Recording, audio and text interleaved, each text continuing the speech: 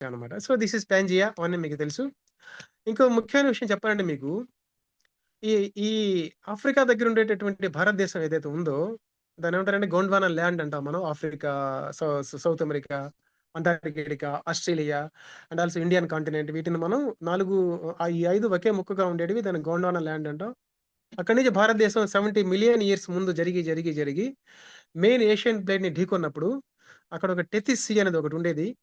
ఆ టెథిస్ సీలోకి ఈ భారతదేశం వెళ్లి ప్రయాణించి అక్కడ మెయిన్ ఏషియన్ ప్లేట్‌కి గుద్దుకున్నప్పుడు ఫోల్డెడ్ మౌంటైన్స్, హిమాలయ పర్వతాలు ఏర్పడ్డాయి. హిమాలయ పర్వతాలొచ్చేసి బాగా హైట్‌గా వెళ్ళిపోయి ఫోల్డెడ్ మౌంటైన్స్‌లో అవి మంచు పర్వతాలుగా మారిపోయినాయక్కడ. ఆ మంచు పర్వతమే లేకపోయి ఉండుంటే సింధు నాగరికత జరిగి ఉండేదే కాదు.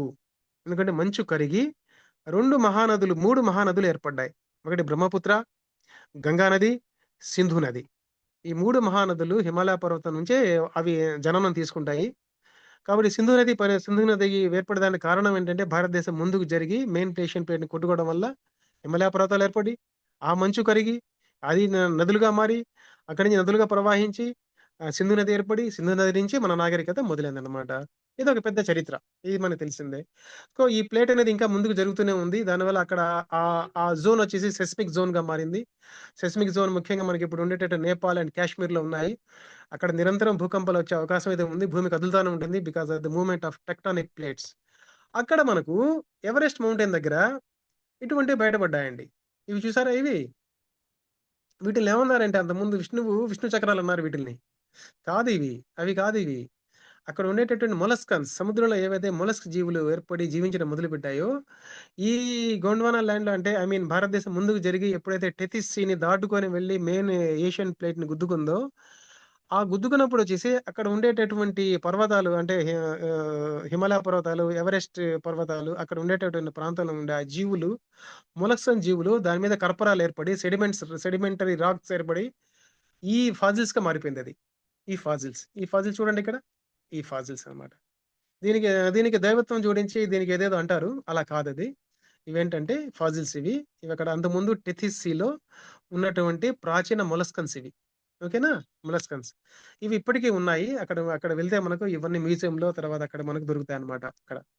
సో, ఇది Laurasian land and also this is Pangaea including Laurasia and also Gondwana.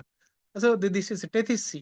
Tethys sea ఇది. టెథిస్ సీ వెళ్ళేసి భారతదేశం వెళ్లి ఏర్పడడం వల్ల హిమాలయ పర్వతాలు, తర్వాత చరిత్ర మనకు తెలిసిందే. ఎలా అన్నమాట. ఇలా మనకు ఇటువంటివి కొన్ని పెద్ద పెద్ద శిలాజాలనేవి బయటపడ్డాయి మనకు. అది తిమింగలాలు. మీకు తెలుసా? తిమింగలం క్షీరదం అని తెలుసా మీకు? తిమింగలం పాలిచ్చి పెంచుద్ది తన పిల్లల్ని. తెలుసా మీకు తిమింగలం క్షీరదం? మరి ఇది సముద్రంలో ఉందేంటి? ఒకప్పుడు ఇది బయట ఉండేది. నేల మీద ఉండేది 4 కాళ్ళ జంతువులాగా ఉండేది. దాని మాతృక, దాని యాన్సెస్టర్. అది ఏమైందంటే భూమి మీద బతకలేక మళ్ళీ సముద్రంలోకెళ్ళిపోయింది. వెళ్ళిపోయినందువల్ల దాని ఊపిరితిత్తులు భూమి మీద ఉండేటప్పుడు ఆ జంతువులో ఉన్న ఊపిరితిత్తులు అలాగే ఉన్నాయి. ఆ ఊపిరితిత్తుల నుండే అది శ్వాస తీసుకుంటుంది. మధ్య మధ్యలో బయటకొచ్చి సముద్రం బయటకొచ్చి, తర్వాత దాని ముందు కాళ్ళు వచ్చేసి ముందు కాళ్ళు ఏదైతే ఉన్నాయో అవొచ్చేసి ముందు రెక్కలుగా మారినాయవి. ఆ తర్వాత వెనక కాళ్ళు వచ్చేసి జీర్ణించిపోయినాయి. అంటే అవేంటంటే వెస్టిజియల్ ఆర్గాన్స్‌గా మారిపోయినాయి. వెనక కాళ్ళు ఇప్పటికి ఏంటంటే తిమింగలం లోపల ఉంటాయన్నమాట వెనక కాళ్ళు. సో, ఆ విధంగా వచ్చేసి అది దానికి నియరెస్ట్‌గా ఉండే భూమి మీద బ్రతికే జంతువు ఏందంటే ఆవు, గేదె. ఇవి తిమింగలానికి భూమి మీద నియరెస్ట్‌గా ఉండే జంతువులు. వాటిద్దరికి మాతృక ఒకటే. మీరు ఒక విషయం గుర్తుపెట్టుకోవాలిప్పుడు. ఇప్పుడు భూమి మీద ఉండే ఏ జీవి గూడా ఇప్పుడున్న జీవికి మాతృక కాదు. ఇది చాలా ఇంపార్టెంట్ పాయింట్. ఇప్పుడు భూమి మీద ఉండే జీవి ఏ ఏ ఏ స్పీషీస్ గూడా వేరే స్పీషీస్‌కి మాతృక కాదు. వీటన్నిటి కలిపి ఒక కామన్ యాన్సెస్టర్ ఒకటుంటుందన్నమాట. ఆ కామన్ యాన్సెస్టర్ అనేది ఇప్పుడు లేవవి. ఇప్పుడు అంతరించిపోయినాయి common ancestors. For example chimpanzee ఉంది, గొరిల్లా ఉంది, ఒరాంగుటాన్ ఉంది, మనం ఉన్నాం గదా! మనం ఒకరి నుంచి ఒకరు రాలేదు. మనకిద్దరు మన అందరికి కలిపి ఈ ఈ ఈ ఆంథ్రోపాయిడ్స్ ప్లస్ అంటే మన హోమినిన్ జాతిలో గూడా హోమో సేపియన్ మాత్రమే మిగిలున్నాడు. హోమో ఎరెక్టస్ లేడు, హోమో హాబిలిస్ లేడు, హోమో నియాండరస్ లేడు. వీళ్ళంతా లేరు గదా! కాబట్టి ఈటన్నిటికి ఒక మాతృక ఉందన్నమాట. ఆ మాతృక అనేది 70 మిలియన్ ఇయర్స్ బిఫోర్ ఉండింది. Seven seven 70 lakhs years before ఉండింది మాతృక. ఇప్పుడది లేదన్నమాట. కాబట్టి ఇప్పుడు బతికున్న జీవులు కూడా ఏ జీవి కూడా వేరే జీవికి మాతృక కాదన్నమాట. కామన్ యాన్సెస్టర్ అనేవి ఒకప్పుడు ఉన్నాయి. అవి అంతరించిపోయినాయి. ఇంకో ఎగ్జాంపుల్ చెప్తాను. ఇవి చూడండి ఇక్కడ ఎగ్జాంపుల్ చూడండి. ఈ ఎముకలు, చేతి ఎముకలు చూసారా ఇక్కడ? ఈ చేతి ఎముకల్లో అల్నా, రేడియస్ ఇవైతే ఉన్నాయో హ్యూమన్ బీయింగ్‌కి అలాగే డాగ్‌లో గూడా అలాగే ఉన్నాయి. బర్డ్‌లో గూడా అలాగే ఉంది. తిమింగలం ఇలా ఉంటదనమాట. తిమింగలంలో ఉండేటటువంటి వేళ్ళు, ఎముకలు సేమ్ టు సేమ్. సేమ్ ఎముకలు, సేమ్ స్టైల్, సేమ్ వేళ్ళు కాకపోతే ఆ జీవిని బట్టి అవి పొడుగు, పొట్టి ఆ విధంగా మారిపోయాననమాట. సో, ఇవొచ్చేసి ఇది కూడా చెయ్యి. హ్యూమన్ బీయింగ్, లిజర్డ్ బల్లి, క్యాట్, వేల్, తిమింగలం, బ్యాట్ చూడండి ఎలా ఉన్నాయో. ఎంత సిమిలారిటీ ఉందో చూడండి. ఎముకల నిర్మాణంలో రేడియస్, అల్నా, టోస్, ఫింగర్స్ వీటన్నిటిలో ఇలాగే ఉంటాం. ఇదొచ్చేసి ఇది చూసారు ఇక్కడ గబ్బిలం. గబ్బిలాలు కూడా అలాగే ఉన్నాయి. ఒకటి భుజం ఎముకైతే ఇంకోటొచ్చేసి ఫోరార్మ్ అంటే ముంజేయి ఎముకలు 2 తర్వాత వేళ్ళు ఇలా ఉంటాయన్నమాట. సో, హార్ట్ కూడా అంతే. హార్ట్ కూడా చూడండి. హార్ట్ ఏర్పడేటప్పుడు కూడా మనకు ముందు ఏవైతే మనకు ట్యూబులర్ హార్ట్స్ అనేవి ఏర్పడ్డాయో చూపిస్తాను మీకది. Tubular heart. ఇది ట్యూబులర్ హార్ట్. ఫస్ట్ మనకు పిండం రూపంలో మనం పిండంగ దశలో ఉండేటప్పుడు ట్యూబులర్ హార్ట్ ఏర్పడి, దాని తర్వాత ఇది వచ్చేసి పొడుగై ఎదిగి, లోపల ఒక క్యావిటీ ఏర్పడి, అది మళ్ళీ ఫోల్డ్ అయ్యి ఒక ట్యూబ్‌లాగా మారి ఫోల్డ్ అయ్యి 4 చేంబర్స్‌గా మారుతుంది. ఇవన్నీ పిండ దశ నుంచి శిశువు ఏర్పడేటప్పటికి ఈ మార్పులన్నీ వచ్చేస్తాయి. ఈ మార్పుల యొక్క ఇంపార్టెన్స్ ఏంటంటే, మనం ప్రాచీన కాలంలో ఉండేటటువంటి జీవుల్లో ఏదైతే హార్ట్ ఏర్పడినప్పుడు, ఆ ప్రాచీన జీవుల్లో ప్రథమ జీవుల్లో ఏవైతే హార్ట్ ఎలా ఉందో నిర్మాణం ఉందో, వాటి యొక్క ఇంప్రింట్స్ ఇవన్నీ. హార్ట్‌లో ఏదైతే హార్ట్ ఏర్పడిందో, అదే హార్ట్ రకరకాల మార్పులు జరిగి హ్యూమన్ బీయింగ్ వచ్చేటప్పటికి 4 చెంబర్డ్ హార్ట్‌గా మారిందో, అదే ఆ జ్ఞాపకాలే హ్యూమన్ బీయింగ్‌లో ఉండే ఎంబ్రియో పెరిగేటప్పుడు సేమ్ అలాగే చేంజెస్ వచ్చేసి ఆ ఎంబ్రియో అంతా జరిగి చివరికి ఒక మెచ్యూర్డ్ హార్ట్ ఏర్పడుతుందన్నమాట. కాబట్టి ఈ మార్పులన్నీ పాతకాలపు పాతకాలపు తనకంటే ముందు జీవుల జ్ఞాపకాలని మనం ఏంటంటే గుర్తుపెట్టుకోవాలి. అలాగే ఏందంటే ఆహ్, ఇవి ఏంటి కిడ్నీస్. కిడ్నీస్ కూడా ఏర్పడటం కూడా ఏందంటే ప్రోనెఫ్రోస్, మెటానెఫ్రోస్ చూపిస్తాను మీకు. ఇది థిస్ ఈజ్ ప్రోనెఫ్రోస్, మెటానెఫ్రోస్, మీసోనెఫ్రోస్. సారీ ప్రోనెఫ్రోస్, మీసోనెఫ్రోస్, మెటానెఫ్రోస్. ప్రో అంటే ముందు, ఆదిమ, మధ్య తర్వాత లాస్ట్. ఇవి ప్రోనెఫ్రోస్ వచ్చేసి ప్రాథమిక జీవుల్లో ఉన్నాయి. చూడండి. అన్నెలిడ్స్ వాటిల్లో ఉన్నాయన్నమాట. తర్వాత మీసోనెఫ్రాస్ ఫిష్‌లో, తిమింగలంలో వీటిలో ఉంటారు మీసోనెఫ్రాస్. మెటానెఫ్రాస్ ఫ్రాగ్‌లో. మెటానెఫ్రాస్ వచ్చేటప్పటికి పక్షుల్లో, తర్వాత లిజార్డ్స్‌లో, తర్వాత ఎలుకల్లో, హ్యూమన్ బీయింగ్స్‌లో. ఓకే. ఇలా ఏంటంటే, ఈ హ్యూమన్ బీయింగ్‌లో ఉండే పిండ దశలో కిడ్నీ ఏర్పడేటప్పుడు, ఈ చేంజెస్ అన్నీ వస్తాయి. అంటే, వాటి యొక్క ఇంప్రింట్స్ ఇవన్నీ. ఇవి చేంజెస్ వచ్చి లాస్ట్‌కి మెచ్యూర్డ్ కిడ్నీ ఏర్పడదనమాట. సో, ఇవన్నీ ప్రాచీన కాలపు జ్ఞాపకాలు కిడ్నీ ఏర్పడేటప్పుడు, హార్ట్ ఏర్పడేటప్పుడనమాట. ఇది మనం గుర్తుపెట్టుకోవాలి. సో, హ్యూమన్ బీయింగ్‌కి దగ్గరగా ఉండే కిడ్నీ వచ్చేసి పంది కిడ్నీ. పంది కిడ్నీ హ్యూమన్ బీయింగ్‌లో వేసి చూస్తే అది కొద్ది కాలం పనిచేసింది. కానీ పందిలో ఉండే జీన్స్ కొంచెం వేరు కాబట్టి అది త్వరగా ఏంటంటే అవి రిజెక్ట్ అయిపోయింది గానీ, కిడ్నీ మాత్రం పనిచేసింది కొంతకాలం. కాబట్టి మనకు పందికి కూడా ఏంటంటే పోలిక ఉందని చెప్పేసి దాని అర్థం అన్నమాట. అలా. అలా ఏంటంటే మనకు శిశు దశలో కూడా పిండం ఎరిగేటప్పుడు రకరకాల మార్పులొస్తాయి. ఆ మార్పులన్నీ వచ్చేసి మనకు ప్రాచీన కాలంలో ప్రాథమిక జీవుల్లో ఉన్న మార్పులే మన పిండ దశలో కూడా జరుగుతాయని చెప్పేసి మనం గుర్తుపెట్టుకోవాలి. ఇంకొక స్ట్రైకింగ్ ఎవిడెన్స్ చెప్తాను. మీరు ఆశ్చర్యపోతారిప్పుడు. మనకు గొంతు దగ్గర థైరాయిడ్ గ్లాండ్ అని ఉంటుంది. థైరాయిడ్ గ్లాండ్ దగ్గర మనకు రికరెంట్ లారింజియల్ నర్వ్ ఇది అని ఏంటంటే ఇది ముఖం ఇది. ఇది థైరాయిడ్ గ్లాండ్ ఇది. ఇక్కడ మన నరం చూసారా ఒకటి? ఇలా వచ్చేసి ఆర్చ్ ఆఫ్ అయోర్టా ఉంటుంది ఇక్కడ గుండె.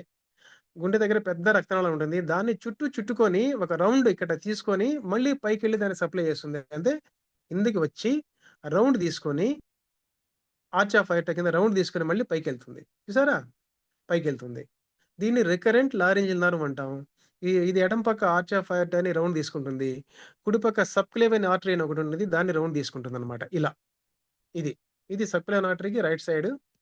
లెఫ్ట్ సైడ్ వచ్చేసి బాగా కిందకి దిగి చెస్ట్‌లోకి వెళ్లి ఉరః పంజరంలోకి వెళ్లి ఊపిరితిత్తుల మధ్యలో ఉండే హార్ట్‌ని ఉండే పెద్ద రాత్రులను చుట్టుకొని మళ్ళీ పైకి పోతుందన్నమాట. ఇది హ్యూమన్ బీయింగ్‌లో జరిగేటటువంటి సప్లై. దీన్ని రికరెంట్ లారింజియల్ నర్వ్ అంటారు.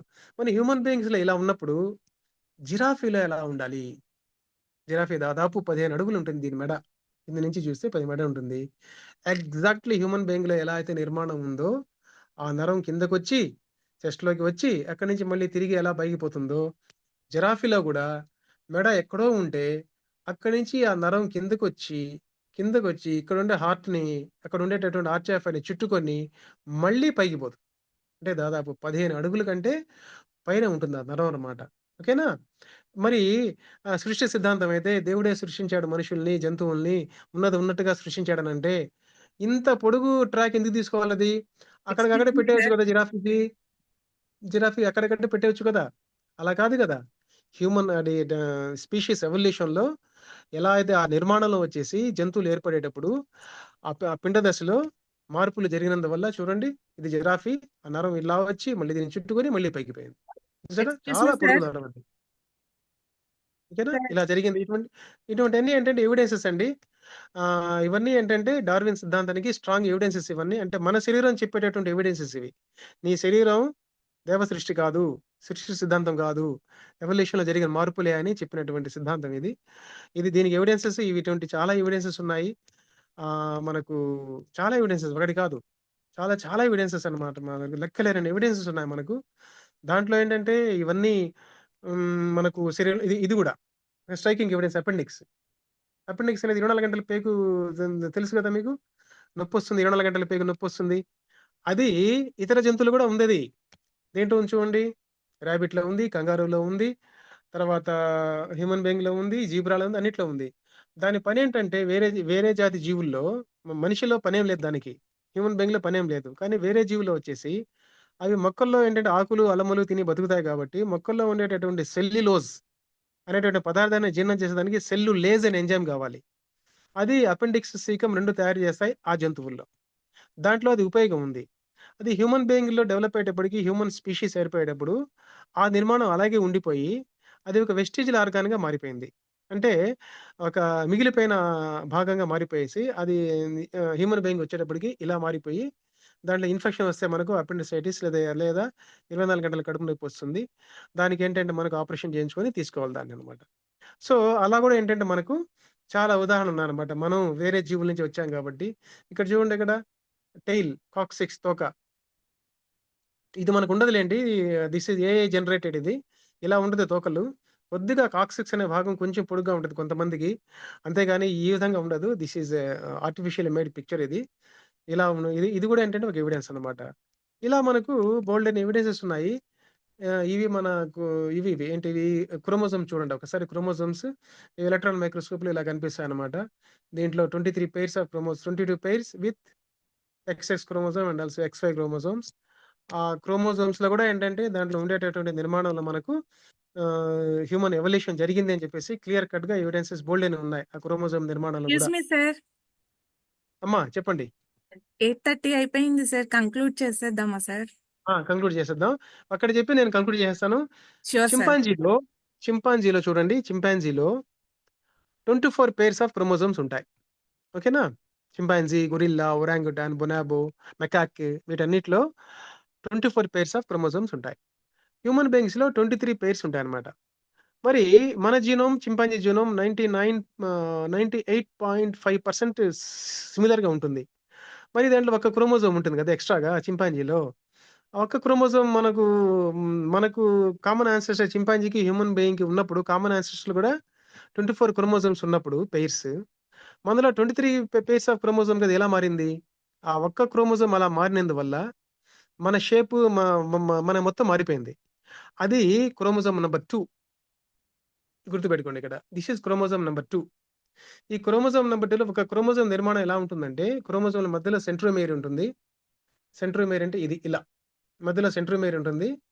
ఆ చివర్లో టీలోమియర్స్ ఉంటాయి. చివర్లో టీలోమియర్స్. ఒక సెంట్రోమియర్, ఒక షార్ట్ ఆర్మ్, ఒక లాంగ్ ఆర్మ్. 2 పక్కల టీలోమియర్స్ అంటే అది ఒక సింగిల్ క్రోమోజోమ్. అలా కాకుండా చింపాంజీలో ఉండేటటువంటి సెకండ్ క్రోమోజోమ్, థర్డ్ క్రోమోజోమ్ 2 కలిసిపోయినాయి. కలిసిపోయేసి సింగిల్ క్రోమోజోమ్‌గా మారింది. ఆ సింగిల్ క్రోమోజోమ్‌గా మారినప్పుడు దీంట్లో మనకు ఈ 2 క్రోమోజోమ్స్ కలిసిపోయి సింగిల్ క్రోమోజోమ్‌గా మారినప్పుడు 2 సెంట్రోమియర్స్ ఏర్పడ్డాయి ఇక్కడ. 2 సెంట్రోమియర్స్, టెలోమియర్స్ మధ్యలో కలిసిపోయినాయి. This is chromosome number 2. నేను ఫస్ట్ చెప్పాను మీకు క్రోమోజోమ్ నంబర్ 2కి ఒక విశిష్టత ఉంది హ్యూమన్ బీయింగ్‌లో అని. This chromosome number 2 in human being is having 2 centromeres. One is functional, one is non functional. ఇది ఇలా ఉంటుంది. ఈ సెంట్రోమియర్స్ అనేవి పైన ఉండే సెంట్రోమియర్ నాన్ ఫంక్షనల్, కింద ఉండే సెంట్రోమియర్ ఫంక్షనల్. 2 టెలోమియర్స్ ఇక్కడ కలుసుకుంటాయి. సో, హ్యూమన్ బీయింగ్‌లో హోమో సేపియన్స్‌లో ఉండే second chromosome is a mixture of 2 chromosomes. ఇది striking feature evidence of human evolution homo sapien from the common ancestor just like chimpanzee bonobo ఇవన్నీ అన్నమాట. సో ఇలా ఏమైనా మనకు స్ట్రైకింగ్ ఎవిడెన్స్ బోల్డ్ అని ఉన్నాయి, ప్రోటీన్స్ కోడింగ్ వీటన్నిటిలో కూడా. సో ఇది కొంత ఇన్ఫర్మేషన్ నేను మీకు ఇచ్చాను. సో మొత్తం మీద ఈరోజు పాఠం ఇది. ఏమైనా డౌట్స్ ఉంటే అడగండి.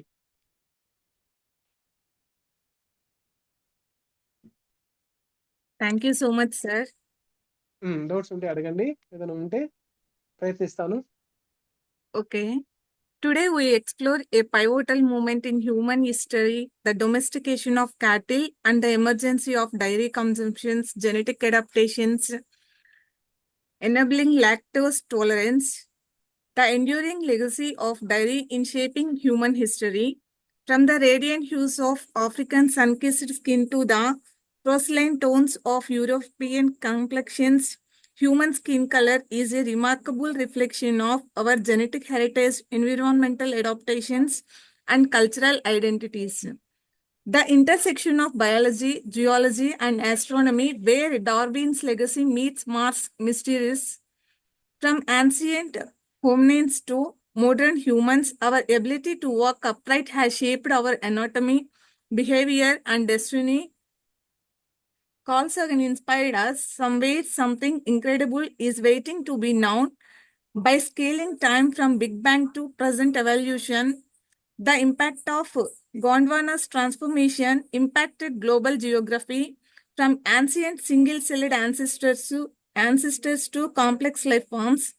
This journey spans millions of years. These are the important topics covered today. Thank you so much, sir. Thank you. పాప ఎంతమంది ఉన్నారో తెలియదు, నాకు ఈ రోజు కొంచెం డిలే అయింది కంప్యూటర్ వల్ల, ల్యాప్టాప్ వల్ల. Even though it is interesting,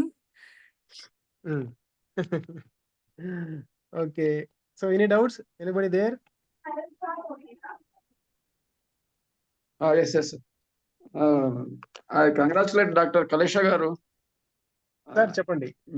వినపడుతుంది కదా? వినిపిస్తుంది. ఎస్. చాలా అద్భుతంగా ఉందండి. ఇంతకు ముందు విన్నట్టుగానే అంతగా అదే ఇంప్రెషన్. నాకు మంచి, చాలా ఎన్లైటనింగ్. తర్వాత చాలా విషయాలు మీరు టచ్ చేశారు. పాలు అరిగించుకోవడము దగ్గర నుంచి చాలా డీటెయిల్స్ మీరు కవర్ చేశారు విత్ గ్రాఫిక్స్ అండ్ ఫొటోస్. చాలా బాగుందండి. అదే టైం చాలా అయిపోయింది కనుక నేను ఇప్పుడు ఎక్కువ టైం తీసుకోకూడదు. చెప్పండి, మీ అభిప్రాయం ఉంటే చెప్పండి. అది పాలు జీర్ణించుకునే విషయంలో నాకు చిన్న ఒక సందేహం లాంటిది ఉంది సార్. అది యాక్చువల్ గా ఏం జరుగుతుందంటే, ఈ ఇండో యూరోపియన్ పీపుల్ వాళ్ళు కూడా మొదట్లో మాంసాహారం తీసుకునేవాళ్ళు. మాంసాహారం తీసుకునే అంటే అది అక్కడి నుంచి మొదట్లో పాలు తాగేవాళ్ళు కాదు. అంటే నేను అబ్జర్వ్ చేసింది, నేను చదివింది, వాళ్ళు మొదట్లో పాలు తాగేవాళ్ళు కాదు, మాంసమే తినేవాళ్ళు. ఆ తర్వాత మన టోటెం అనేది మీరు వినే ఉంటారు కదా, టోటెం ఆహారము అంటే ప్రధానమైనటువంటి, ఒకప్పుడు ప్రధానమైన ఆహారంగా ఉన్నది. తర్వాత మిగతా జనంతో సంపర్కం ఏర్పడిన తర్వాత వాళ్ళ ఆహారాన్ని పంచుకోవడంలో వీళ్ళ ప్రధాన ఆహారాన్ని వదిలేసేవారు. అది జార్జ్ థామ్సన్ వాళ్ళు డిస్కస్ చేశారు, టోటెం అండ్ టాబూ అనేది.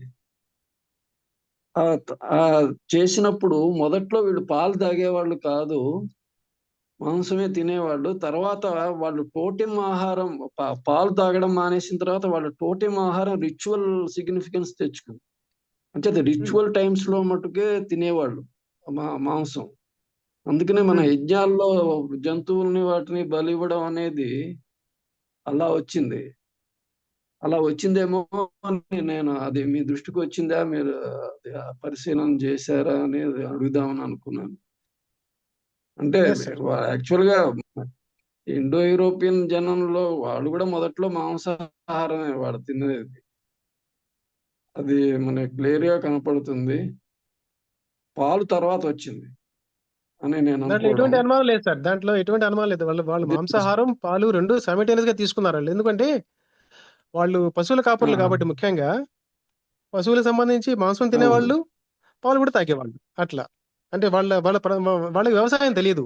వాళ్ళ ప్రధానమైన ఆహారం వచ్చేసి చెట్లు, చేమలు ఏమైనా ఉంటే పండ్లు అవును అవన్నీ అవును తినేవాళ్ళు కానీ వాళ్ళ వ్యవసాయం అనేది వాళ్ళకి తెలియదు. అవేంటంటే సంచార అవును జాతులు కాబట్టి గుర్రాల మీద గుర్రాలను మచ్చిక చేసుకొని అవును కుక్కర్లు వెంటేసుకొని ఒక ఒక లెక్క ప్రకారం ఏంటంటే ఒక అవును గుర్రము, ఒక కుక్క 500 షీప్స్ ని, ఆవుల్ని లేదా గుర్రాలను చేసి అవి మేనేజ్ చేసేదంట అప్పుడు. వాళ్ళు గుర్రాల మీద yes, yes. తిరిగేసి అవును 500 వరకు అవును సంఖ్యను బట్టి చేసేవాళ్ళు. అప్పుడు ఏంటంటే వాళ్ళు ముఖ్యంగా పాలు, మాంసం 2 తీసుకునేవాళ్ళు. అవును ఆ పరిణామ క్రమంలో వేల సంవత్సరాల్లో yes. వచ్చేసి పాలను జీర్ణం చేసుకునేటటువంటి వాళ్ళలో స్థిరపడిపోయింది అది. అది అట్లా జరిగిందనమాట. అవునండి అవును. Yes, yes.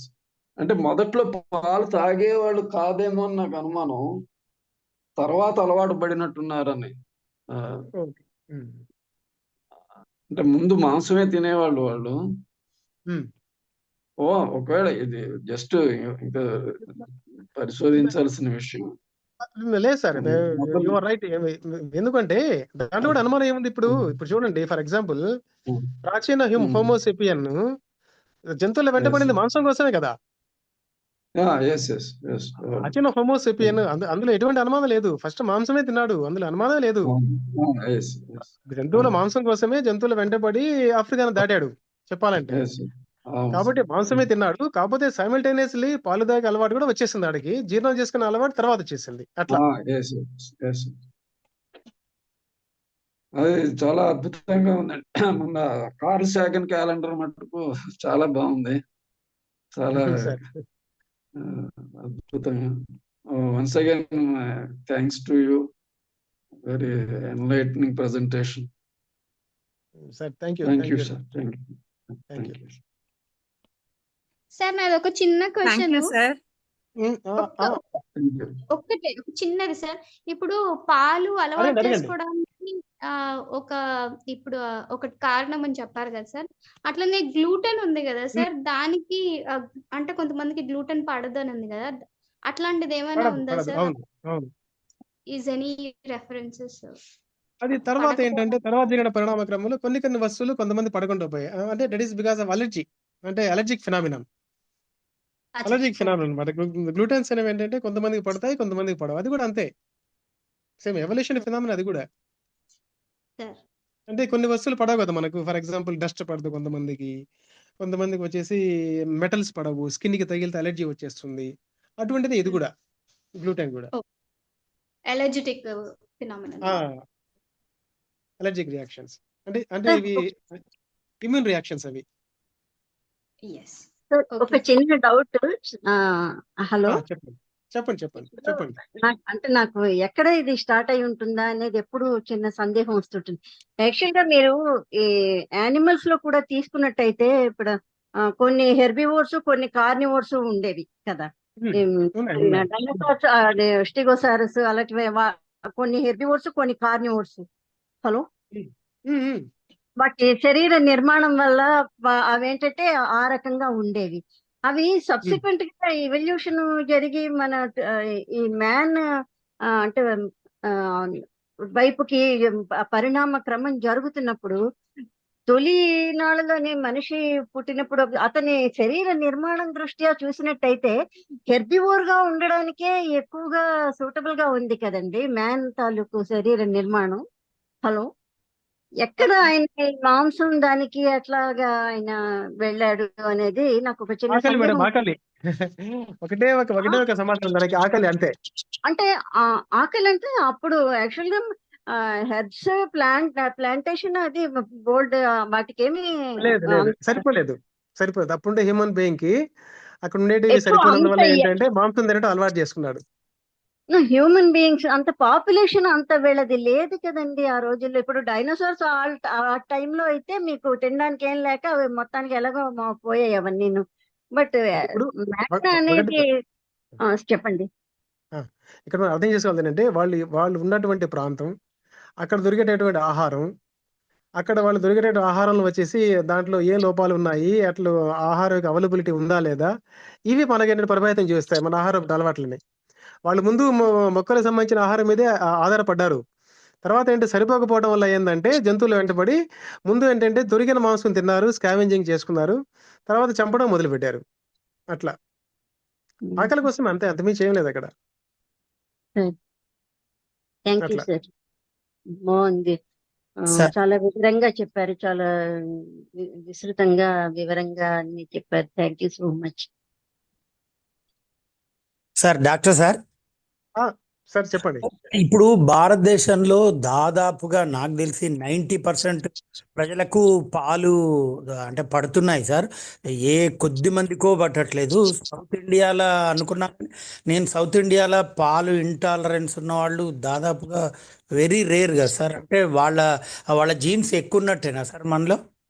వస్తాను దానికి వస్తున్నాను. ఏంటంటే నార్త్కి సౌత్కి పోలిస్తే నార్త్లో పాలు పడేవాళ్ళు ఎక్కువ, సౌత్లోకి వచ్చేటప్పటికి పాలు పడేవాళ్ళు, పాలు పడని వాళ్ళు అనే వాళ్ళు ఏంటంటే ఉన్నారు. అయితే ఏంటంటే మనం ఏంటంటే మనం దాన్ని ఎలా అర్థం చేసుకోవాలంటే, సపోజ్ ఒక టీ తాగామనుకోండి, టీలో మనకి ఎంత పాలు ఉంటుంది, ఒక 2 స్పూన్స్ 3 స్పూన్స్ 4 స్పూన్స్ మాక్సిమం అంటే 10. ఓకేనా? అలా కాకుండా మనకు ఒక 1/2 లీటర్ పాలు లేదంటే 1 లీటర్ పాలు ఇంత భారీ మాత్రంలో వచ్చేసి లాక్టోజ్ ఇంటాలరెన్స్ ఉండే వాళ్ళు తాగలేరు. కొద్ది అమౌంట్ లో వచ్చేసి పెద్ద ప్రాబ్లం లేదు. అర్థమైంది. కానీ అర్థమైంది కదా మీకు, క్వాంటిటీ పెరిగేటప్పుడు మాత్రం ఆటోమేటిక్ వచ్చేసి లాక్టోజ్ ఇంటాలరెన్స్ వచ్చేస్తుంది. చిన్నపిల్లలు అయితే వాళ్ళ పొట్టే చిన్నది కాబట్టి కొద్దిగానే తాగుతారు కాబట్టి వాళ్ళకి అప్పుడే మొదలైపోతుంది. ఇప్పుడు పెద్దవాళ్ళగా మనం ఆ ఇంటర్నల్స్ ఉండే వాళ్ళు ఒక 1/2 లీటర్ పాలు, లీటర్ పాలు తాగేసుకొని దాన్ని జీర్ణం చేసుకోలేం. ఓకే, అంటే నార్త్ ఇండియాలో వాళ్ళు పంజాబీలు వాళ్ళు ఎక్కువ తాగినా కూడా అర్థం జీర్ణం చేసుకోగలుగుతారు. మనం ఏదో 100 ml 50 ml మనకేం కాదు. అంతే మనకేం కాదు. అది వాళ్ళలో ఏంటంటే వాళ్ళు ఎక్కువగా Punjab and also especially Haryana, Himachal Pradesh, Punjab, Rajasthan ఏరియాలో ఉండేవాళ్ళు పాల మీద ఎక్కువ ఆధారపడతారు. అవును సార్, అవును సార్. హలో, ఇంకా ఏమై చెప్పండి ఇంకా. నాదొక చిన్న సందేహం అండి. హలో, వినపడుతుందండి? వినిపిస్తుంది చెప్పండి. మీరు అంటే సంస్కృతం అనేది ప్రోటో ఇండో యూరోపియన్ లాంగ్వేజ్ గా మీరు చెప్పారు కదండి. అది అంటే ద్రవిడియన్ లాంగ్వేజెస్ అయినా ఇప్పుడు మన తెలుగు, తమిళ్, కన్నడం వీటికి అంటే ఆ లాంగ్వేజ్ అంటే ఆ సంస్కృతం అనేది ఈ ద్రవిడియన్ లాంగ్వేజ్ మీద అంత ప్రభావం లేదన్నట్టుగా మీరు చెప్పినట్టుగా నాకు అనిపించింది. కానీ మన కాళిదాసు టైంలో కానీ లేకపోతే శ్రీకృష్ణదేవరాయల ఆయన భువన విజయం నడిపాడు, సంస్కృత గ్రంథాలు రాశారు. కాళిదాసు టైంలో అయితే సామాన్య ప్రజలు కూడా సంస్కృతం మాట్లాడే వాళ్ళని చెప్పని మా చదువుకున్నట్టు గుర్తు. అది అంటే మీరు దాన్ని అది ఎంతవరకు నాకు అది కొంచెం డౌట్ గా ఉంది. ద్రవిడియన్ లాంగ్వేజ్ మీద కూడా సంస్కృత భాష ప్రభావం ఉంది కదా అని నేను అడుగుతున్నాను. ఓకే దీన్ని ఎలా అర్థం చేసుకోవాలంటే, మనం సంస్కృత భాష వచ్చేసి తెలుగు భాష అంటే ద్రవిడ భాషలు ఏదైతే ఉన్నాయో తెలుగు, తమిళ్, మలయాళం, కన్నడం ఇవన్నీ ఉన్నాయో దీంట్లో సంస్కృత పదాలు ఎక్కువగా వచ్చి చేరాయి. ఎక్కువగా వచ్చి చేరినందువల్ల ఎక్కడి నుంచి వచ్చాయంటే ఇవి ఆ అనేది మనకు దక్షిణ భారతదేశం వచ్చినప్పుడు వచ్చేసి వాళ్ళు తీసుకొచ్చారు దక్షిణ భారతదేశంలోకి. అప్పుడు మిక్సింగ్ జరిగేటప్పుడు ఆ భాషలో ఉండే లోన్ వర్డ్స్ కూడా ఈ భాషలో చేరిపోయినాయి. మీరు చెప్పినటువంటి కాళిదాసు సంబంధించినటువంటి ఆయన ఎక్కడ అతను గుప్త సామ్రాజ్యంలో ఉన్నాడు. అతను అంటే 5వ సెంచరీ 450 నుంచి 460 ఏడీలో ఉన్నాడు అతను. ఆయన మొత్తం సంస్కృతంలో రాశాడు. ఆయన కాళిదాసు రాశాడు అభిజ్ఞాన శాకుంతలం కానివ్వండి, ఇవన్నీ చాలా రాశాడు కదా ఆయన. ఇవన్నీ సంస్కృతంలో ఆయన రాశాడు. శ్రీకృష్ణదేవరాయలు ఆముక్త మాల్యద కాస్త కఠిన భాషలోనే సంస్కృతంలో రాశాడు. అది గ్రాంధిక గ్రంథాలు రాసే భాషగా మిగిలిపోయింది. కానీ మాట్లాడేవాళ్ళు కాదు. మాట్లాడేవాళ్ళు ఎంతమంది మాట్లాడేవాళ్ళు అంటే కేవలం ఆ పండితులు మాత్రమే మాట్లాడేవాళ్ళు దాన్ని. ఎందుకంటే అప్పుడు వాళ్ళు ఎలా భావించారంటే సంస్కృతాన్ని మామూలు భాషగా మారిస్తే అది మలినమైపోతుంది, శూద్రుల చేతుల్లో పడితే అది మలినమైపోతుంది అని రానిచ్చేవాళ్ళు కాదు. అసలు చదువులు చెప్పేవాళ్ళే కాదు కదా. వాళ్ళకి వాళ్ళే ఏంటంటే సంస్కృతం నేర్చుకొని దాంట్లో మాట్లాడుకునే వాళ్ళు, రాసుకునే వాళ్ళు, అట్లా చేసేవాళ్ళు. కానీ సామాన్య జనాన్ని వరకు అది రాలేదు సంస్కృతం అనేది. ఇప్పుడు నార్త్ ఇండియాలో అది అంటే ఇప్పుడు సౌత్ ఇండియా కన్నా నార్త్ ఇండియాలో కొంచెం ఎక్కువగా ఉందండి. ఎలా ఉంది అక్కడ? ఎలా ఉంది? లేదు, సంస్కృతం ఇప్పుడు దాదాపు లేదు భారతదేశంలో. ఒక 2000 మంది మాత్రమే మాట్లాడుతున్నారు. అది కూడా ఏంటంటే ఆ ఫ్యామిలీస్ లో మాత్రమే మాట్లాడుతున్నారు. అంతేగాని నార్త్ ఇండియాలో కూడా ఏంటంటే సంస్కృతం మొత్తం ట్రాన్స్ఫార్మ్ అయిపోయింది కదా లోకల్ లాంగ్వేజెస్ గా. అవునవును. ఇప్పుడు ఏ రాష్ట్రానికి ఆ లాంగ్వేజ్ తయారైపోయింది కదా అవును. అట్లా. ఓకే. కాబట్టి పలుపూర్ సంస్కృతం అనేది ఇప్పుడు లేదు భారతదేశం. దాదాపు అది ఏంటంటే అంతరించి అంతరించిపోతూ ఉంది. ఎందుకంటే ఒక భాషని సాధారణ జనాలు మాట్లాడకపోతే ఇంకా అది అంతరించిపోతుంది. ఫర్ ఎగ్జాంపుల్ ప్రాకృతం ఉంది, పాళీ ఉంది, అప్పుడు ఉన్నాయి భాషలు అవి. అది కూడా ఎప్పుడైతే లోకల్ భాషలు డెవలప్ అయినాయో అవి కూడా అంతరించిపోయినాయి. అవునవును. ఓకే. Thank you.